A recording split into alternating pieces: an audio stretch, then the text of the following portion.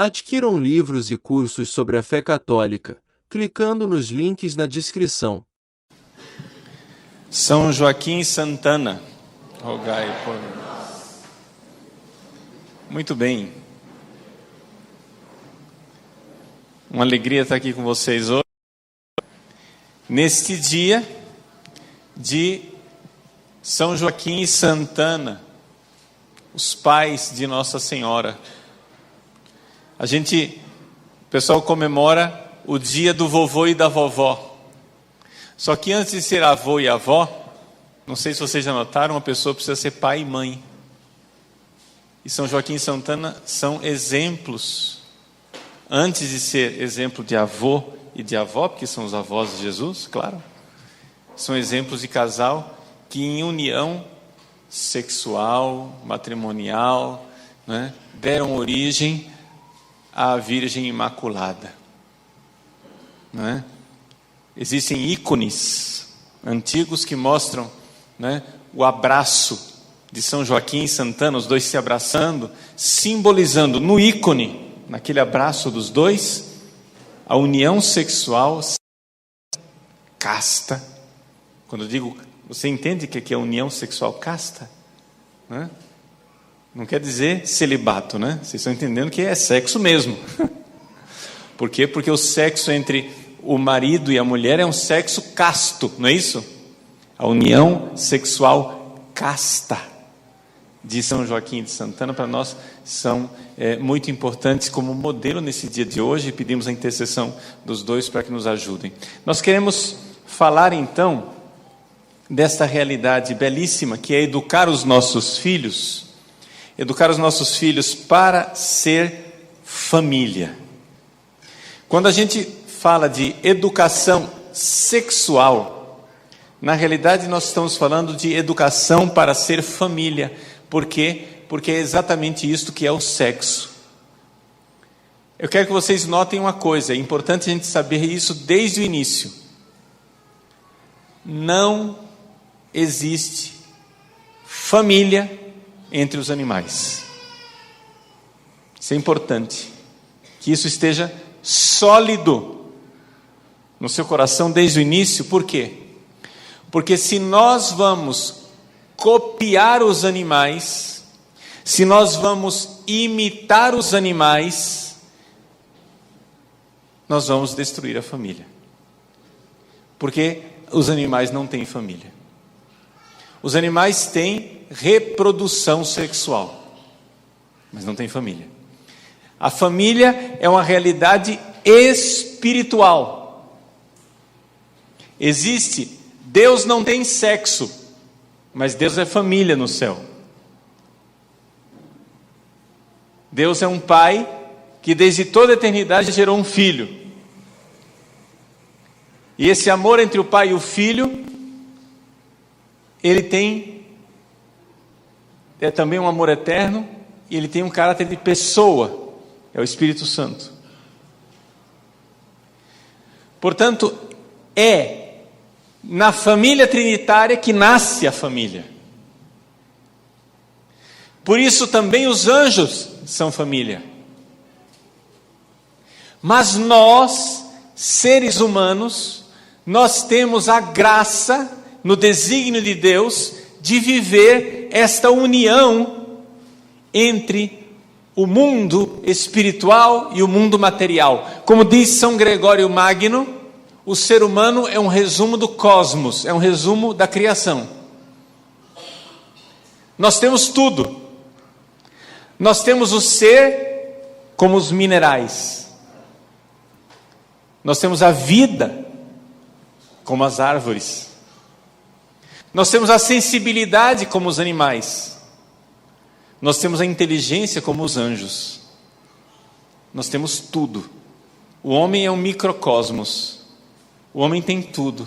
E é por isso que quando Deus quis salvar a criação, Ele se fez homem. Porque sendo homem, Ele podia salvar tudo. Deus não se fez anjo. Deus não se fez mineral. Deus não se fez vegetal. Deus não se fez animal. Deus se fez homem. Jesus veio, e quando ele veio, ele assumiu tudo. Ele assumiu toda a criação. Quando ele se fez homem, ele assumiu a criação mineral, vegetal, animal, porque no homem está tudo. Então, nós temos essa missão, nós seres humanos temos essa missão de ser sacerdotes da criação. Ou seja, nós somos, o ser humano, ele é, por sua própria natureza, uma espécie de ponte entre dois mundos. O mundo visível, palpável, animal, e o mundo espiritual, o mundo dos anjos, o mundo do abismo infinito do amor, que é Deus. Eis aí o homem, que beleza é o homem. Mas, se nós não sabemos o que nós somos, se nós nos consideramos simplesmente animais, nós iremos nos comportar como animais. E infelizmente, tragicamente, deixa eu usar a palavra, é feia, mas é essa palavra mesmo, desgraçadamente, o homem perdeu a noção de quem ele é, e ele começou a se comparar com animais. Vejam, toda essa revolução sexual que começou, não é, há anos atrás, tudo isso começou quando o homem começou a achar que ele, para ser feliz, tinha que se comportar como um animal. Existe essa premissa na cabeça das pessoas, não é? Por exemplo, o famoso relatório, né, da sexualidade, o relatório Kinsey, foi feito a partir de um sujeito que era um zoólogo, fez uma pesquisa a respeito da sexualidade humana, pegando como universo de pesquisa os presídios americanos, e publicou um relatório sobre a sexualidade humana, um sujeito que só entendia de bicho, e ainda quando foi estudar os seres humanos, foi estudar os seres humanos em presídios. Esse relatório caiu como uma bomba, e aí todo mundo começou a ver que a sexualidade humana é aquele mundo animalesco, e que nós precisávamos assumir essa nossa realidade animal. Eis aí uma das tantas fontes de equívoco do nosso mundo atual. Nós estamos vivendo um momento agora de crise no nosso país. Todo mundo fala, por exemplo, de diminuir a maioridade penal. Por quê? Porque os jovens com 16 anos de idade estão matando, estão estuprando, estão fazendo. Então nós temos que diminuir a maioridade penal. Mas ninguém se pergunta por que é que os jovens estão se comportando como animais. Eles estão se comportando como animais porque nós estamos educando os nossos jovens como animais. Como é que se educa um animal? Como é que se educa um animal? Se educa um animal treinando um macaquinho. Você é estímulo-resposta. Você treina. Entendeu? Você toca a campainha e o cachorrinho começa a... Você faz treino. Reflexos condicionados, estímulo-resposta. E assim você vai treinando. Quando depois os nossos filhos começam a se comportar como verdadeiros macacos, a gente fica abismado, e aí nós queremos fazer gaiolas para eles, jaulas. Então a solução é diminuir a maioridade. Já que eles se comportam como bestas, como animais, então vamos fazer a jaula. Mas que tal os nossos filhos como bestas, como animais, e tratá-los como aquilo que nós somos? Nós, seres humanos, temos uma vocação maravilhosa, a vocação de amar. Nenhum animal é capaz disso. E é exatamente por isso que nós não conseguimos, não é? nos satisfazer. Os animais podem fazer todo o sexo que quiserem, e quando eles fazem o sexo, eles estão plenamente felizes.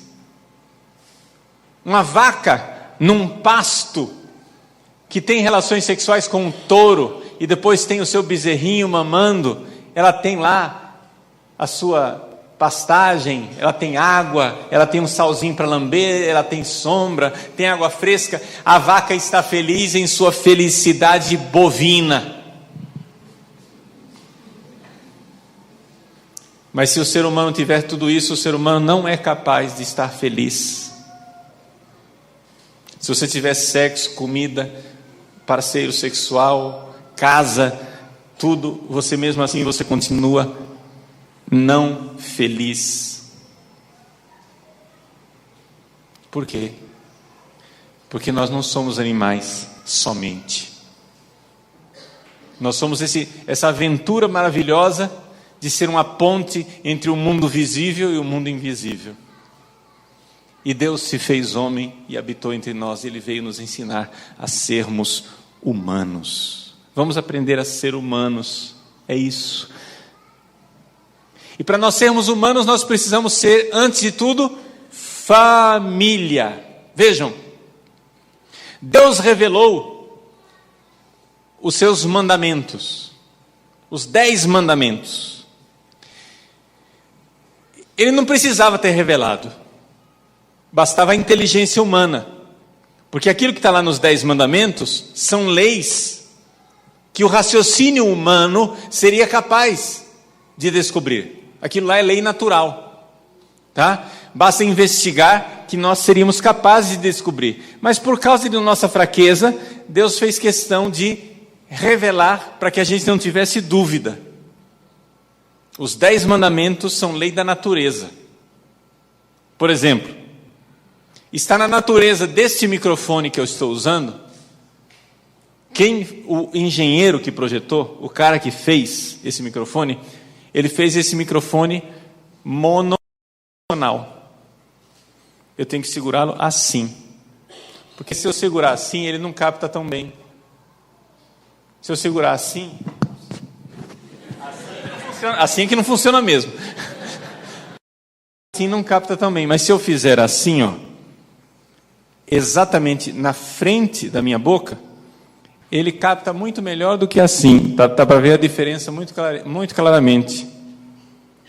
Ora, esta lei, eu não li o manual. Eu não tive revelação, né? O responsável aqui do som, como é que você chama? Edinaldo. O Edinaldo não me passou o manual do microfone. Ele podia, com a revelação divina, chegar e trazer, né, no livro da lei, chamado Manual do Microfone, ele podia, né, trazer nas tábuas de Moisés o manual do microfone e dizer: padre, o microfone é monodirecional. O senhor põe na sua boquinha assim de frente, porque aí capta melhor. Mas eu não precisei disso, porque eu usei a minha inteligência. Eu tenho, graças a Deus, audição, inteligência e experiência suficientes para captar qual é a natureza desse microfone que eu estou usando. Estão entendendo? Basta ser inteligente que você descobre as leis das coisas. Tá? Mas, se eu tivesse recebido uma revelação divina e o Edinaldo, como novo Moisés, descesse do Sinai com as tábuas da lei, que é o manual do microfone, e me dissesse: Padre Paulo, segura o microfone dessa maneira que funciona, ele estaria me ajudando a entender melhor. Está entendendo? Então é simplesmente uma ajuda. Deus nos ajudou dando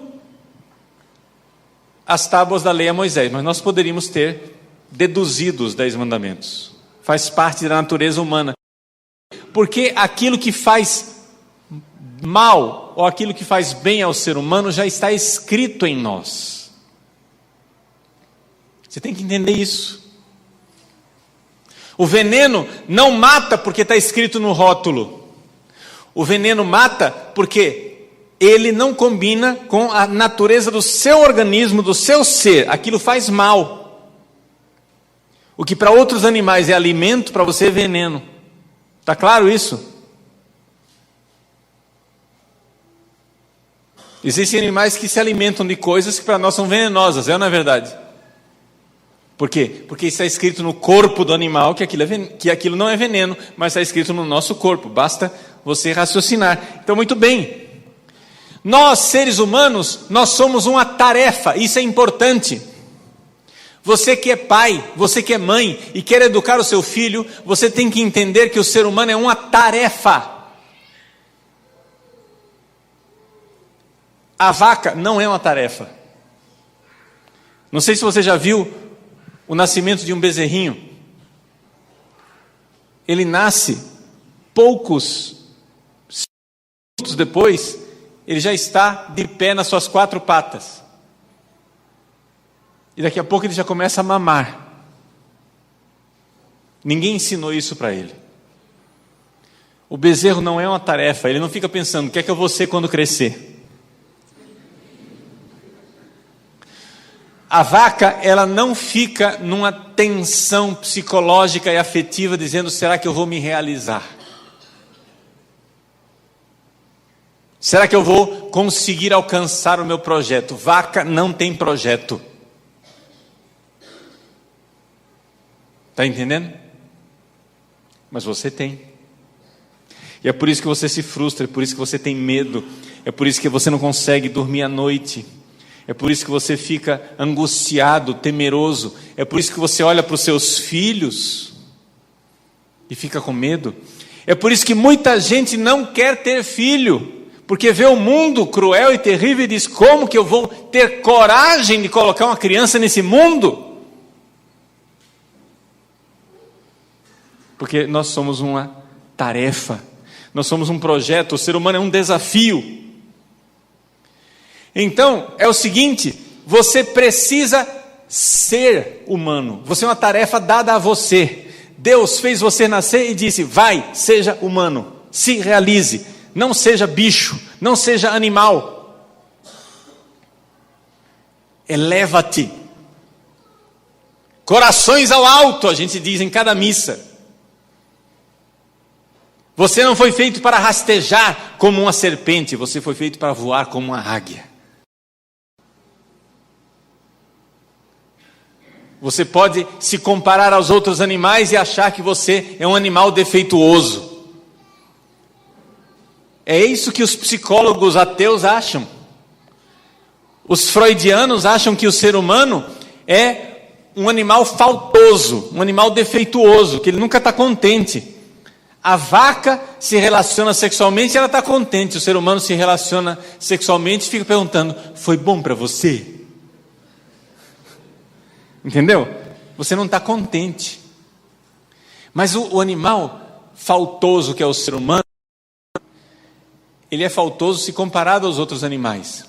O patinho feio, né? Comparado aos outros patos, ele realmente era um pato feio.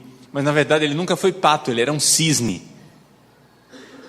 Então se o ser humano vai se comparar aos outros animais, ele de fato é um animal complicado.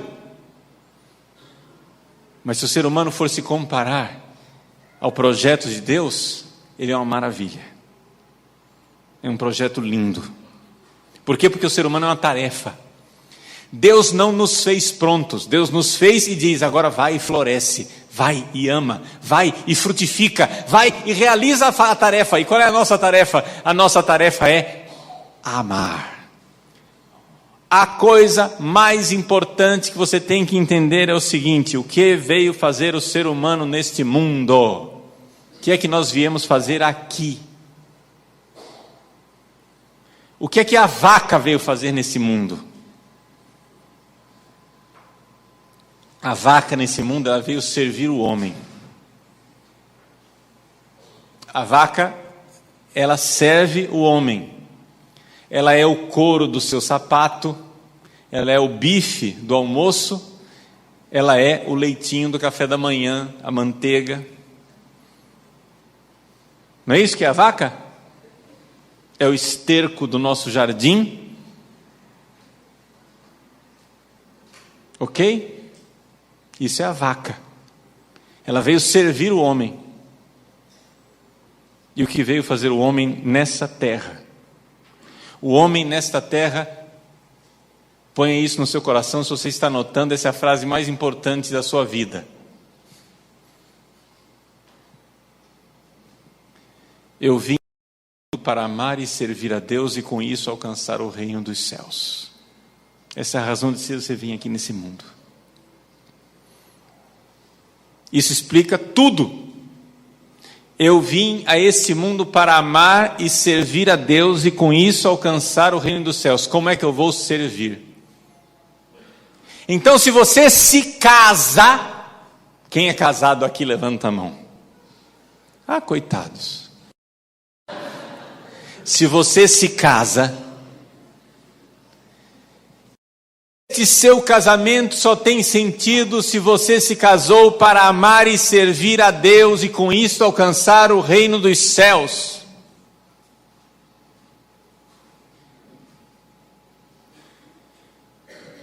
Quem está com a esposa ou o esposo do lado, olha para ele e diz assim: você não é o meu céu.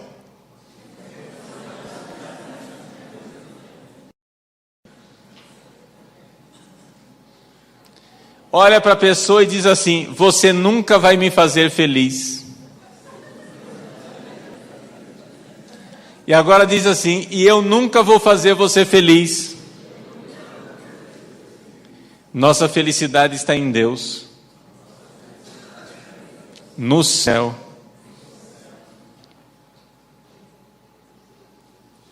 Vamos nos ajudar a chegar lá. Diz isso.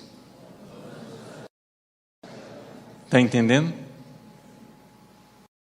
Um casal não são duas pessoas que um fica olhando para o outro. Ai, você é minha deusa. Ai, eu sou o seu Deus. Ai, ai, ai. E um olha para o outro em idolatria. Não, um casal são duas pessoas que têm uma parceria, têm uma aliança de amor, em que um deve ajudar o outro para chegar a Deus. É uma aliança. A gente se casa, tudo na vida, tudo tem que ter amar e servir a Deus e com isso alcançar o reino dos céus. Você deve casar para amar e servir a Deus. O projeto da família. O projeto da família é colocar neste mundo muitos filhos que eu possa educar e levar para o céu. Pai, mãe, a principal razão de ser da sua vida, a sua principal missão é levar os seus filhos para o céu. Você não tem mais nada de mais importante do que isso. Levar os seus filhos para o céu. A mulher sábia, o homem sábio, ele tem convicção plena. Você não está aqui para dar ao seu filho bem-estar neste mundo. Isso também, se tiver, é bom.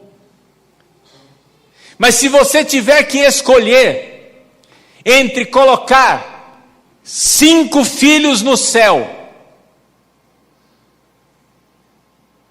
e com isso não vou poder comprar o carro que eu queria,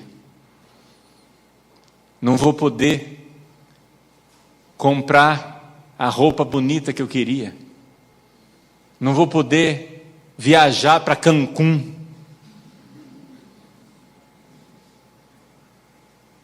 vou ter que viver numa pobreza, numa simplicidade material. Não posso ter aquela casa maravilhosa.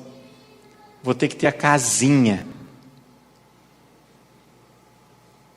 Se a finalidade da sua vida é amar e servir a Deus para levar essas pessoas para o reino dos céus, o que você vai dizer quando você chegar no céu e Deus mostrar as cadeiras vazias dos filhos que Ele preparou para você ter, e você nunca deixou que eles nascessem, porque você, egoísta, precisava de bem-estar material, porque você acha que é católico, mas na verdade você é simplesmente um materialista religioso.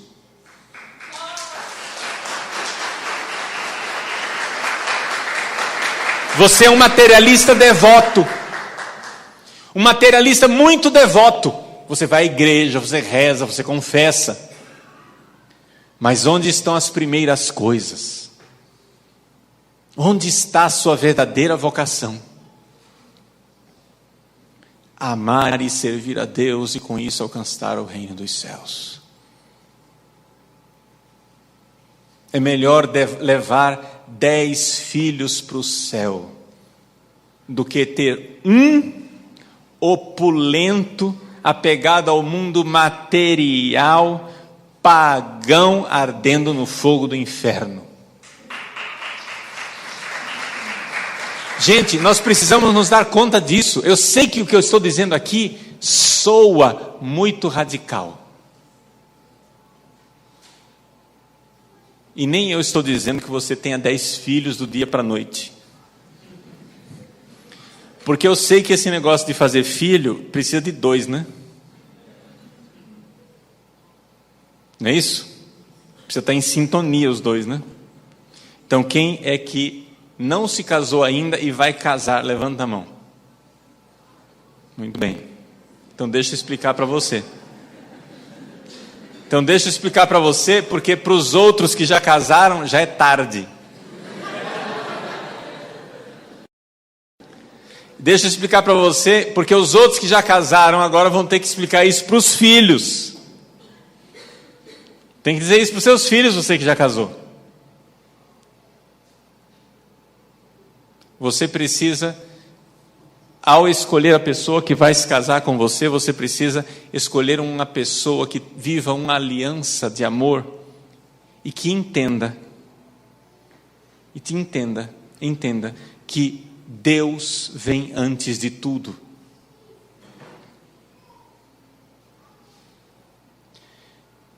Meu irmão, você quer saber se essa mulher é a mãe dos seus filhos?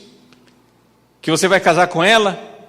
Se pergunte: esta mulher ama mais a Deus do que a mim? Se você tem certeza que a sua namorada ama a Deus muito mais do que ela ama você, essa é a mulher com a qual você quer se casar. Isso vale para o marido.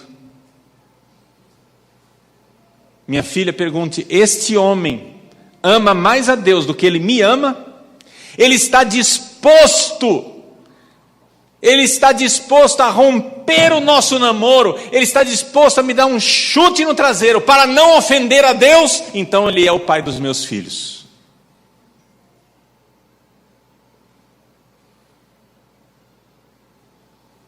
Porque é o único jeito de uma família continuar sendo família. Eu disse no início aqui, a primeira coisa que eu disse para vocês hoje: a família é uma realidade espiritual. Animais não têm família.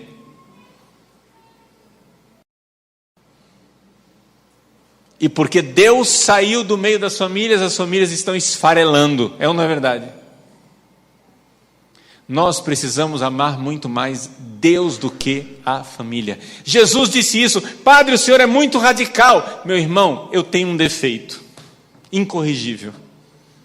Eu creio no Evangelho. Eu não sou uma farsa. Eu não sou um teatro, um personagem. Eu não estou aqui brincando de ser padre. Eu creio no que eu prego. Nem sempre vivo porque eu sou um pecador desgraçado, mas eu creio no que eu prego. E o meu Senhor disse: quem amar pai e mãe mais do que a mim não é digno de mim. Quem amar seus filhos, sua esposa, seu marido mais do que a mim não é digno de mim. Você crê nisso? Diga amém. Amém. Não estou dizendo que a gente vive isso, né? Eu perguntei se a gente crê isto, porque a gente tem que crer isso. Amém? Amém. Então, gente, se nós tivermos Deus no centro da família, a família vai ser família. Mas você vai escolher a sua esposa, você vai escolher o seu marido, você tem que escolher uma pessoa que você tenha o coração no mesmo lugar. Às vezes as pessoas vêm me perguntar: padre, eu estou namorando uma menina que é evangélica, estou namorando um rapaz que é evangélico, o senhor acha que eu posso me casar? Sinceramente, não aconselho. Não aconselho. Mas por quê? Porque uma das características principais do casal é a concórdia. Concorde, quer dizer, o coração no mesmo lugar. As coisas principais, o coração tem que estar no mesmo lugar. Não interessa se você torce pelo Corinthians e ela torce para o Palmeiras. Isso não é problema. Por quê? Porque time não é o principal. Mas eu não sei como é que você pode ser um verdadeiro católico e ter concórdia com uma pessoa que odeia tudo aquilo que você mais ama. Nós amamos com todo o nosso coração a Santíssima Eucaristia, e essa pessoa acha que é idolatria. Nós nos devotamos e nos consagramos à Virgem Maria como nossa mãe e senhora, e essa pessoa acha que Nossa Senhora é uma mulher qualquer. Nós amamos os sacramentos, nos confessamos e sabemos que não existe caminho de salvação mais seguro do que o caminho que Deus nos deu, que é de nós sermos tocados pela humanidade de Cristo através dos sacramentos, e essa pessoa acha que os sacramentos são uma bobagem. Nós temos devoção aos santos, rezamos todos os dias pelo Santo Padre e o Papa, veneramos a presença de Cristo nos nossos sacerdotes, e essa pessoa acha que tudo isso é idolatria. Gente, nós podemos viver na sociedade como protestantes, não tem problema. A gente respeita. Não é verdade? Nós não precisamos nos matar, não é isso. Não, nos respeitamos mutuamente. Mas como é que você vai viver uma sociedade de vida onde a comunhão do coração não existe? Vocês têm atração sexual, vocês têm química, vocês têm afeto, vocês têm sentimento, mas num casamento, esse negócio de química, afeto, sentimento e sexualidade dura mais ou menos meia hora.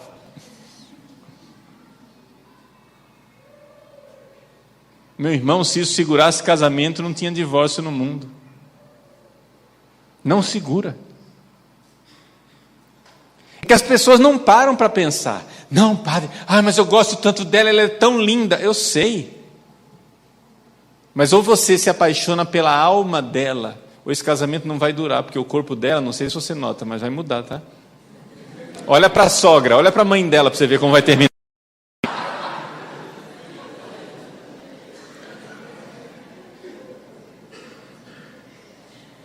As pessoas se iludem, as pessoas ficam dizendo assim: padre, eu não sei como é que o senhor consegue manter a castidade e o celibato. Me desculpa, eu vou ser bem assim, nós estamos em família, né? Eu posso falar rasgado?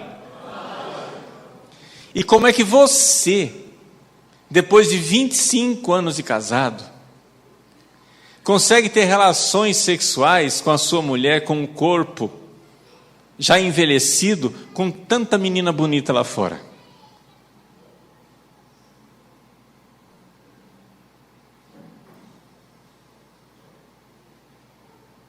Gente, a castidade ela é difícil para todo mundo.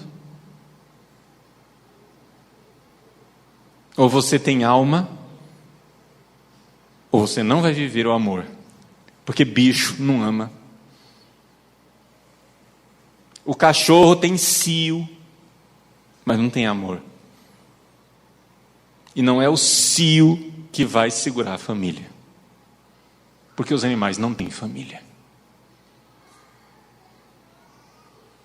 Então, como é que nós vamos educar os nossos filhos para ser família se nem nós entendemos o que é família? Então, a primeira missão sua é entender isso, que a finalidade de uma família é uma aliança de amor, onde as pessoas fazem uma sociedade de se ajudar mutuamente para irem para o céu. Isto é a família, como ela foi pensada por Deus. Esse é o manual do usuário. Por isso, quando Deus nos deu os 10 mandamentos, Ele deu 2 tábuas da lei. Na primeira tábua da lei estão os 3 primeiros mandamentos, que são os mandamentos que dizem respeito a Deus. Amar Deus sobre todas as coisas, né? Não tomar o santo nome, guardar domingos e festas. Essa é a adaptação do catecismo que a gente fez. Não está assim na Bíblia, mas é a adaptação. Outros 7 mandamentos da outra tábua da lei é o mandamento com relação ao próximo. E eles estão, como o da primeira tábua, está em ordem de importância. O mais importante de todos os mandamentos, o próximo é honrar pai e mãe. O mandamento da família.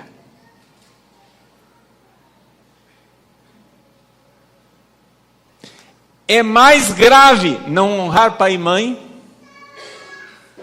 do que não matar.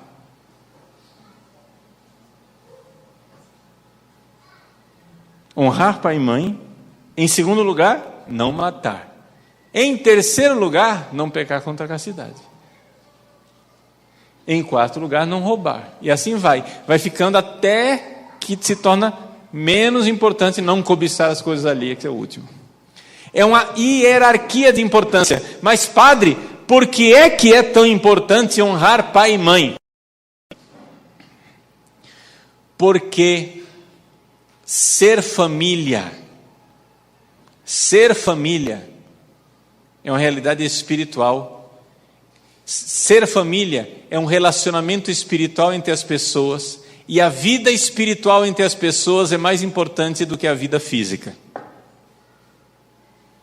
O que você recebeu do seu pai e de sua mãe, você não receberá de mais ninguém, que é a sua própria vida. Portanto, você se revoltar contra o princípio da vida é mais grave do que você tirar a vida do outro. Se você tem problema, se você precisa perdoar seu pai e sua mãe, já está entendendo a gravidade da sua missão. Você precisa perdoar. Você jamais vai ser pai, você jamais vai verdadeiramente se você não perdoar seu pai e sua mãe. Não estou dizendo que você precisa estar de acordo com seu pai e sua mãe. O pessoal acha que honrar pai e mãe quer dizer obedecer o pai e a mãe. Não! A partir dos 7 anos de idade, quando a criança já tem juízo, ela não precisa mais obedecer o pai e a mãe se o pai e a mãe pedirem alguma coisa contra a lei de Deus. A criança pode se opor e dizer: não obedeço, porque convém antes obedecer a Deus do que aos homens. Amém? Honrar pai e mãe não é obedecer pai e mãe. Muitas vezes, a fidelidade a Deus vai levar você a desobedecer seu pai e sua mãe, principalmente se seu pai e sua mãe são ímpios, são pecadores. Mas você precisa se dar conta da gratidão de ter recebido a vida do seu pai e de sua mãe. Você tem uma dívida impagável para com seu pai e sua mãe, por mais que a sua mãe tenha dado a luz a você e jogado num orfanato, não interessa. Se ela deixou você numa cesta como Moisés no rio, você tem uma gratidão imensa. Sua mãe não abortou você. E a prova disso é que você está aqui. Você tem uma dívida impagável com o seu pai e sua mãe. E você se revoltar contra o seu pai e sua mãe é você cortar o galho no qual você está sentado. Você vai quebrar a cara. É como cuspir para cima, o cuspe vai cair em você. Mas padre, o senhor não tem ideia, o meu pai é assassino, traficante, alcoólatra, tudo bem, não precisa ir lá visitar ele. Você precisa perdoá-lo, rezar pela salvação eterna dele e dizer: Senhor, eu vos louvo pela existência deste homem, sem o qual eu não teria vindo a esse mundo e sem o qual eu não seria vosso filho. Porque a gente, para ser filho de Deus no batismo, precisa antes nascer. Não sei se já notaram isso.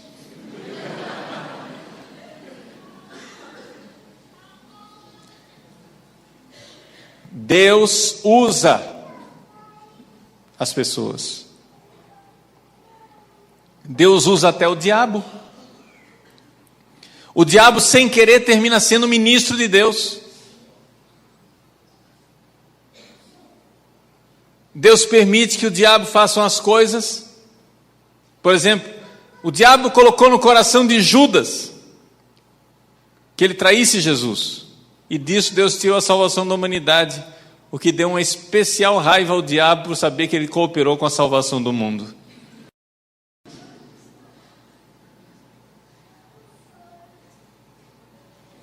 Honrar pai e mãe. Mas você precisa educar os seus filhos. E como é que você faz para educar os seus filhos? Muito bem, primeira coisa então.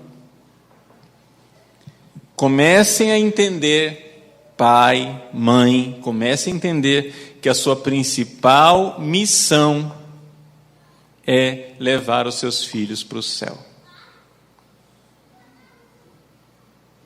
E se você acha que a sua principal missão é o bem-estar material dos seus filhos na terra, aqui nós já começamos o primeiro ponto de conversão.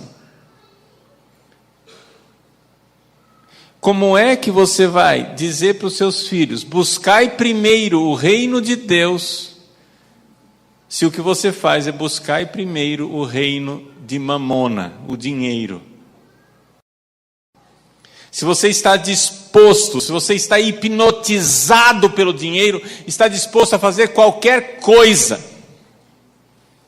Você está disposto a usar camisinha anticoncepcional, DIU, pílula do dia seguinte, injeção, laqueadura, vasectomia, seja o que for, para uma criança não diminuir o seu bem-estar material.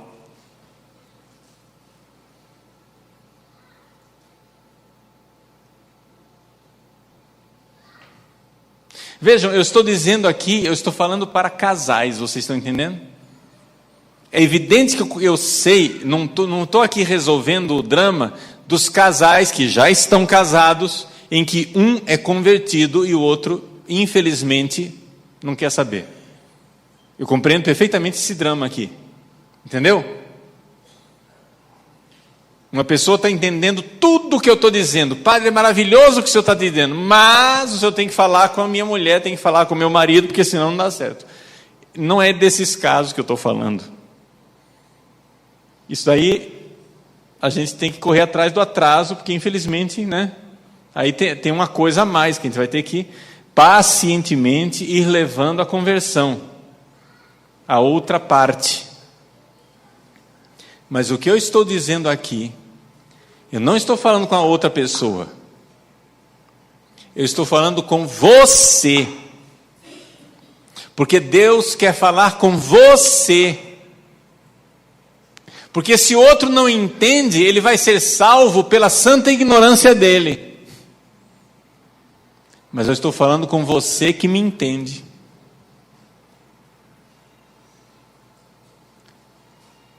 Buscai primeiro o reino de Deus. Nossa sociedade vai muito mal porque nós estamos vivendo como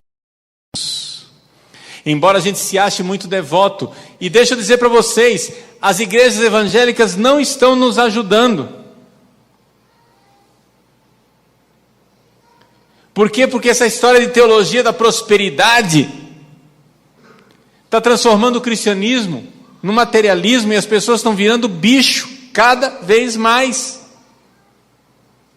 Vai, dá o seu tudo, faça o seu sacrifício, materialize a sua fé, dá aí R$1 milhão para a igreja, porque aí você vai ter 10 milhões de reais. E a felicidade, ou seja, a consequência final é que a felicidade é o mundo material. Gente, não podeis servir a Deus e ao dinheiro.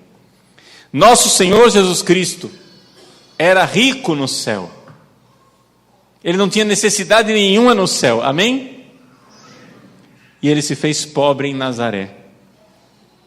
Enquanto as nossas famílias não virem a beleza, a alegria da pobreza de Nazaré, nós nunca vamos ser cristãos. Jesus, quando ele queria dormir, ele não tinha colchão ortopédico, como eu tive hoje, essa noite, para dormir, graças a Deus. Ele não tinha travesseiro antialérgico, ele tinha palha, ele tinha que fazer uma trouxa para colocar na cabeça. A casa de Nazaré eram 3 paredes, a 4ª era uma gruta. Se Jesus quisesse luz, ele tinha que acender uma vela, um candeeiro, uma lâmpada, alguma coisa, mas não tinha luz elétrica. Se ele quisesse água, tinha que tirar do poço, não tinha? Gente, até num simples copo d'água, este copo d'água que eu tenho aqui, eu sou muito mais rico do que Jesus. Porque se Jesus queria beber água, ele tinha a água de um poço, sabe Deus a qualidade daquele negócio.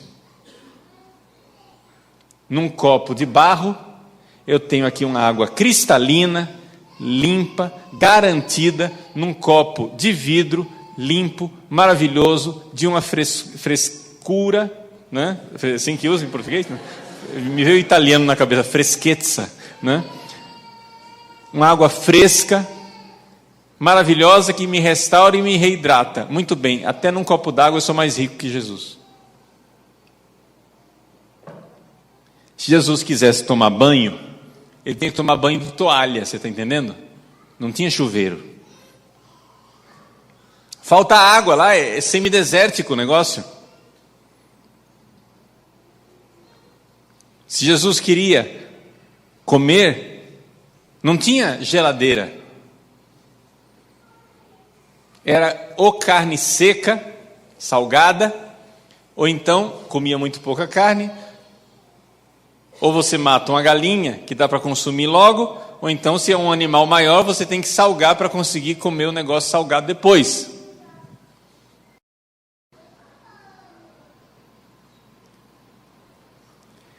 Jesus viveu 30 anos na pobreza de Nazaré. E quando ele, depois de viver 30 anos na pobreza de Nazaré, ele abriu a boca para falar, o Evangelho de Mateus nos diz, a primeira palavra de Jesus, ele abriu a boca e disse, felizes os pobres. A felicidade de ser pobre, de ter Deus como sua grande riqueza. E nós queremos ser cristãos, mas não entendemos a primeira palavra do cristianismo, o beabá. Se fala muito de igreja dos pobres, mas se fala numa mentalidade errada, uma mentalidade materialista, que é assim, nós temos que ir lá tirar os pobres da pobreza, porque se eles forem ricos e tiverem bastante dinheiro, eles vão ser felizes. Não é isso. Isso não é cristianismo.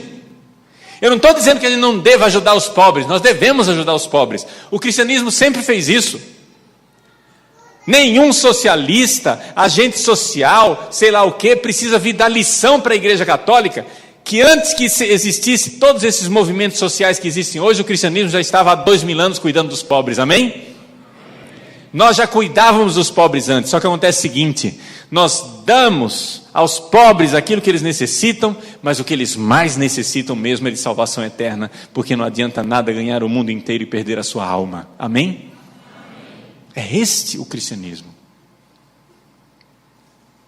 Mas como é possível eu ser família Se eu sou um materialista, sabe quem é que acha que a felicidade está no mundo material, no comer, beber, dormir, bem-estar físico? Chama-se bicho, animal, e bicho não tem família. Então, enquanto nós continuarmos hipnotizados com essa coisa de dinheiro, não vai ter família. Vocês podem ver como as nossas famílias estão se destruindo. Morre o pai e a mãe, na hora de partilha dos bens é uma briga louca, como se fossem animais ensandecidos. Se essa família terminou assim é porque ela nunca existiu. Não como família espiritual. Honrar pai e mãe é o primeiro mandamento da segunda tábua da lei, porque está dizendo assim: sejamos família e nos elevemos acima da nossa animalidade, porque os animais não têm família. Nós temos que ter um vínculo espiritual uns com os outros. Um vínculo de amor uns com os outros. Mas nunca haverá vínculo espiritual se nós continuarmos nos comportando como vacas, como cães. Nossa Senhora, quando apareceu em La Salette, na França,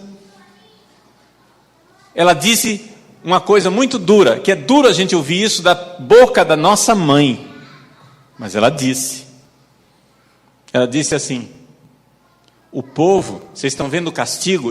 Tem um castigo do céu. Vocês viram lá que o trigo está apodrecendo, que as batatas estão apodrecendo? É castigo. O povo está sendo castigado. Por quê? Por que Deus castiga? Porque Ele ama, Ele é pai. Deus não é pai? Deus não é vovô, né? É pai, não é? E o pai, quando vê o filho se perdendo, o que é que ele faz? Ele põe um limite. Imagina você está a 160 km por hora e o seu carro está indo na direção do abismo. Deus diz: para. Você diz: não. Deus diz: freia. Você diz: não. Olha o abismo lá na frente, você vai cair no abismo. Deus diz: não. E você diz: não. Deus fura o pneu do seu carro capota, você sai de lá, o carro está destruído, você sai com as escoriações na cabeça, xinga Deus: Deus me castigou. Não, meu filho, Deus te salvou.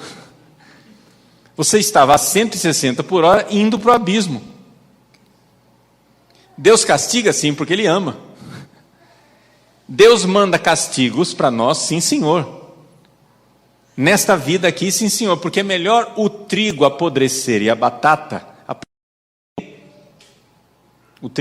apodrecerem do que você ir apodrecer. Amém? Então, Nossa Senhora, nossa mãe bondosa, disse em La Salette que Deus estava castigando o povo. E quais são os crimes? É interessante. Nossa Senhora La Salette chorando. Meu Deus, que essa mulher chora tanto. É por causa da injustiça social, é por causa, né, dos problemas. Não são problemas sociais. O que ela reclama são os 3 mandamentos da primeira tábua. O povo não está indo à missa no domingo. O povo está blasfemando o nome de Deus. O povo não está amando a Deus. E uma coisa que ela diz, que é chocante. Naquela época, a lei da igreja proibia que as pessoas comessem carne durante a quaresma. E Nossa Senhora diz assim: eles vão ao açougue comprar carne durante a quaresma como se fossem cães. É duro ouvir isso da nossa mãe. Nossa mãe bondosa e querida está nos chamando de cães. Mas me desculpa, quando nós esquecemos de Deus, nós nos comportamos como cães. É por isso que do cão. Por quê? Porque nós estamos esquecidos de Deus. Não haverá família se não houver o primado de Deus nos corações, gente.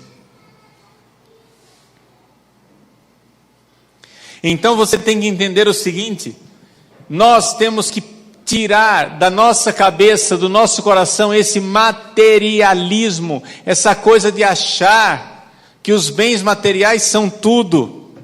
Por exemplo, como é que você quer levar os seus filhos para o céu se você não dá o seu tempo para os seus filhos? Você terceiriza a educação dos seus filhos.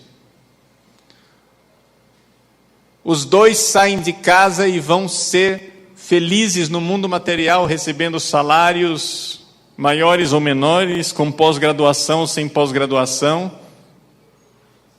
E o filho vai ser educado pelo videogame, pela televisão, pela babá, pela gangue da rua. Aí depois o seu filho, na adolescência, começa a dar dor de cabeça e você diz assim: eu não sei onde foi que eu errei. Errou sim. Faça penitência, porque você errou e errou muito.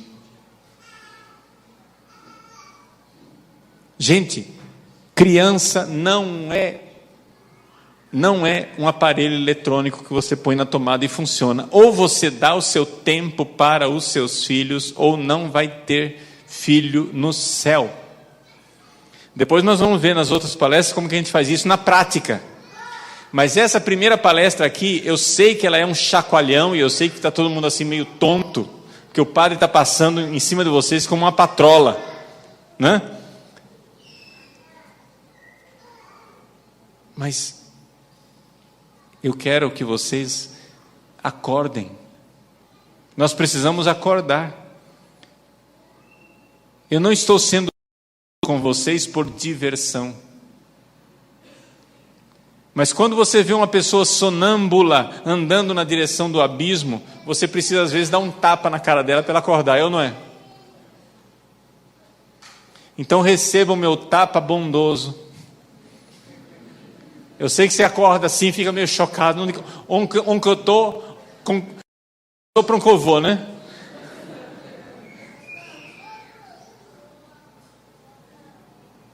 Mas nós somos um sonho maravilhoso de Deus. Vamos nos elevar. Nós não somos feitos para nos arrastarmos assim, gente. Você não foi feito para se arrastar como uma serpente, você foi feito para voar como uma águia. Que lindo é ser família. A nossa riqueza é a nossa fé, é o reino dos céus, é saber que nós estamos aqui preparando o nosso céu. Vamos pagar o preço de crer nisso. Viver o desapego dos bens materiais.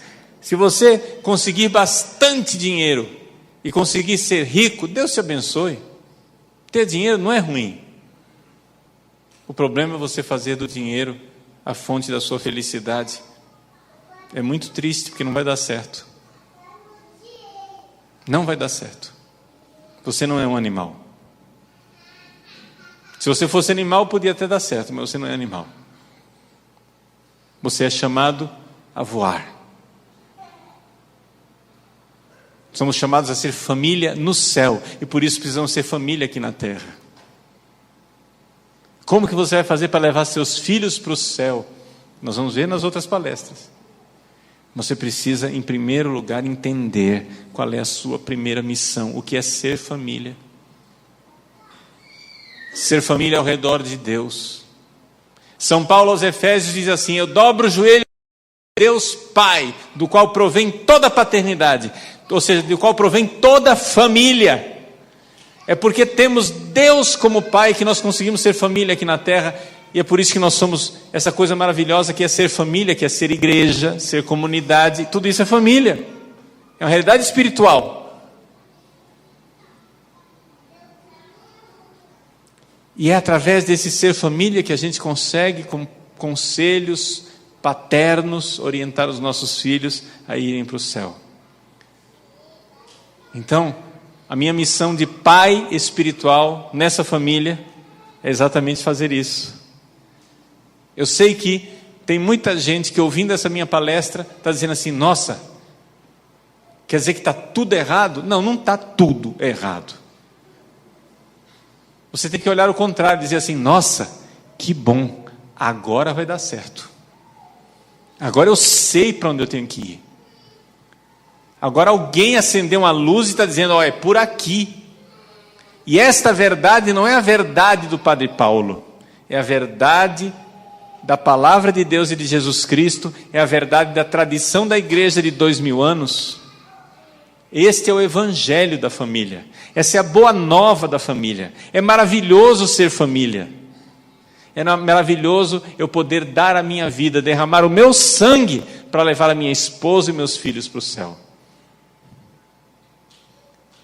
Essa é a beleza da vocação. Buscai primeiro o reino de Deus, e tudo mais vai ser acrescentado. Tudo mais. Se Deus estiver no seu lugar, a família vai dar certo. Glória ao Pai, ao Filho e ao Espírito Santo, como era no princípio, agora e sempre. Amém. Louvando essa família trinitária. Glória ao Pai, ao Filho e ao Espírito Santo. Pedindo a bênção de Deus a essa família trinitária. Glória ao Pai, ao Filho e ao Espírito Santo.